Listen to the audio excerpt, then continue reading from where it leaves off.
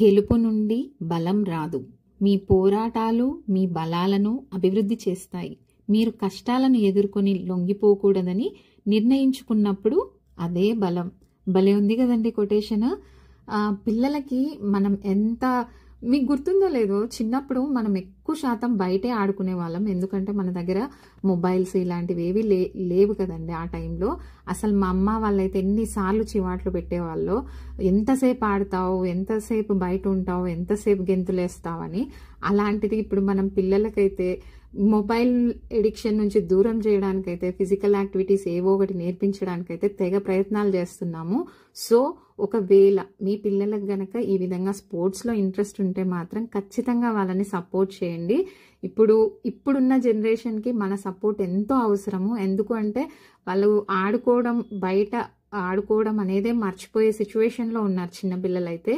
So ఈ విధంగా మా పాప అయితే స్కూల్ తరఫున వాలీబాల్ టీంకి సెలెక్ట్ అయింది. మా పాప మా బాబు. పాప వాళ్ళ టీం అయితే ఫస్ట్ వచ్చేసింది, బాబు వాళ్ళైతే రన్నరప్గా నిలిచారనమాట.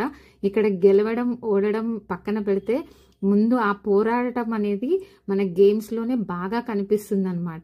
సో అది పిల్లలకి చాలా అంటే చాలా హెల్ప్ అవుతుంది గ్రోత్ పరంగా. వాళ్ళకి మనం ఎన్నో విషయాలు నేర్పించాలనుకుంటాం, బట్ ప్రాక్టికల్గా గేమ్స్లో అయితే వాళ్ళు అనుభవపూర్వకంగా నేర్చుకుంటారనేది నా నమ్మకం. నా నమ్మకం ఏంటి, అందరూ అనుకునేదే. బట్ ఏదైనా మనం చెప్పిన దానికన్నా యాక్టివిటీగా అలా చేస్తే పిల్లలకు బాగా అర్థమవుతుంది అంటారు కదా, ఇది బెస్ట్ థింగ్ అనమాట. ఈ విధంగా అయితే చిన్న మెడల్ తర్వాత చాలా అంటే చాలా హ్యాపీగా వచ్చేసారనమాట ఇంటికైతే. ఇది వచ్చేసి పాల్వంచ, మేముండేది శ్రీశైలం డ్యామ్ వెస్ట్.